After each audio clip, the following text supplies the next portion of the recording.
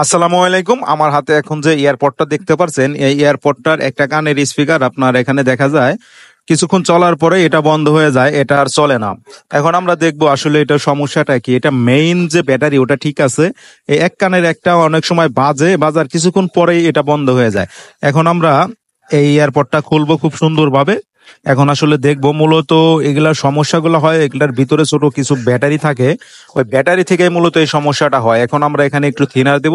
Thinner দেওয়ার পর এখানে দেখা যাবে যে খোলার মতো একটা সিস্টেম আছে, এখান থেকে আমরা টিনের মতো কোনো দিয়ে বা একটা ব্লেড দিয়ে সুন্দরভাবে এটাকে খুলে ফেলবো। দেখেন এটা ইনশাল্লাহ সুন্দরভাবে খুলে ফেললাম। এটার ভিতরে একটা ব্যাটারি আছে, এটার ব্যাটারিটা দিছে এটা আপনার একটা দেখেন, এটার ভিতরে বিভিন্ন আইটেমের ব্যাটারি থাকে, কিন্তু এটা একটু গোল আইটেমের ব্যাটারি দিছে, যেগুলো আসলে ঘড়ির ভিতরে থাকে ওই সব ধরনের একটা ব্যাটারি দিছে। মূলত বাজারে এই ধরনের ব্যাটারিগুলো পাওয়া যায় না। আমরা যে ব্যাটারিটা এটার সাথে লাগাবো সেই ব্যাটারিটা হচ্ছে দুইটা তার আলা এবং কি ছোট্ট ব্যাটারি, এটার মতোই চার্জ থাকবে। এটার আমরা প্লাস আর মাইনাস নির্ণয় করে নিব। এটা লাগানোর আগে অবশ্যই আপনার প্লাস মাইনাস নির্ণয় করে নেবেন, তাহলে আপনার এটা কাজ করতে সুবিধা হবে। যদি আপনারা প্লাস মাইনাস নির্ণয় না করেন তাহলে এটা সমস্যা হবে। এখন আমরা এটার প্লাস মাইনাস নির্ণয় করা কমপ্লিট করলাম। করার পর এখন আমি যে কাজটা করব, এটা খুব সুন্দরভাবে এখন খুলবো। যদি জ্বালাই দিয়ে খোলা হয় তো খুলবো, আর যদি জ্বালাই দিয়ে না খুলে তাহলে এটার মাথায় থেকে আমরা সুন্দরভাবে কেটে ফেলবো। কেটে ফেলার পর এটাকে আমরা নতুন একটা ব্যাটারি নেব, ব্যাটারিটা এটার সাথে আমি লাগাবো। প্রথমে আমি চেষ্টা করবো জ্বালাইটা ছুটানোর জন্য, যেহেতু এটা মেশিন দিয়ে জ্বালাই দিছে। মেশিন দিয়ে জ্বালাই দেওয়ার কারণে এটার সমস্যাটা হয়েছে কি, এটাকে আসলে খোলা যাচ্ছিল না। এখন আমরা এটাকে কেটে ফেলবো আর কি। এখন আমরা এটা কেটে ফেললাম, কেটে ফেলার পর এখন আর একটা ব্যাটারি নিলাম। দেখেন এই ব্যাটারিগুলো মার্কেটে অ্যাভেলেবেল পাওয়া যায়। যারা এই ব্যাটারিগুলো চেঞ্জ করতে চান তারা আমাদের কাছে আসতে পারেন।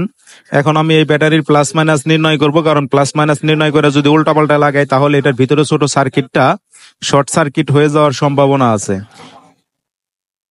এখন আমরা এটার প্লাস আর মাইনাস নির্ণয় করব। এখন দেখেন এটা প্লাস আর মাইনাস এটা নির্ণয় করা কমপ্লিট। এখন নেগেটিভ পজিটিভ যদি নির্ণয় না করে লাগাই তাহলে এটা সমস্যা হবে। এটা লাগানো কমপ্লিট। এখন ওই তারের মাথা থেকে আমরা এটাই করব।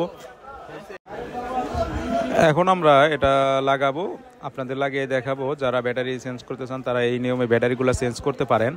এখন আমরা পজিটিভ প্রান্ত পজিটিভে এবং নেগেটিভ প্রান্ত নেগেটিভে দেবো, কারণ এখানে নেগেটিভ পজিটিভ দেখে নিতে হয়। কারণ হচ্ছে ব্যাটারির ভিতরে পজিটিভ নেগেটিভ কোনো লেখা থাকে না, এই জন্য আমরা মিটার দিয়ে এটা চেক করে থাকি। চেক করার পরে আমরা নির্দিষ্টভাবে এটা লাগাই যাতে এটা সুন্দরভাবে কাজ করে।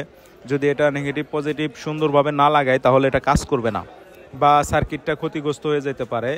এই জন্য এটা সুন্দরভাবে দেখে নিতে হয়। যেগুলোর ভিতরে গোল ব্যাটারি দেওয়া আছে বা আপনার একটু বড় ব্যাটারি দেওয়া আছে সেগুলো খুলে এই ব্যাটারিগুলো লাগাইলে এই ব্যাটারিগুলো ভালো চার্জ থাকে। বাজারে এগুলো পাওয়া যায়, কিন্তু এটার সেম টু সেম এই ব্যাটারিগুলো মার্কেটে পাওয়া যায় না। এই জন্য সেম টু সেম ব্যাটারিগুলো লাগানো যায় না। এটার ব্যাটারি ছিল গোল, কিন্তু এটার গোল ব্যাটারিটা লাগানো সম্ভব হয়নি। এই জন্য আমি এটা যে কাজটা করেছি, এটা মার্কেটে যে ব্যাটারিটা পাওয়া যায় সেই ব্যাটারিটা লাগায় সুন্দর করে দিয়েছি। এবং কি আমি আগেও এই ব্যাটারিগুলো লাগাইছি। মূলত এই ব্যাটারিগুলো লাগাইলে খুব সুন্দরভাবে কাজ করে এবং কি খুব সুন্দরভাবে এগুলা চার্জ থাকে, এটা সমস্যাটা হয় না। দেখেন এই ধরনের ব্যাটারি লাগাইতে যোগাযোগ করতে পারেন।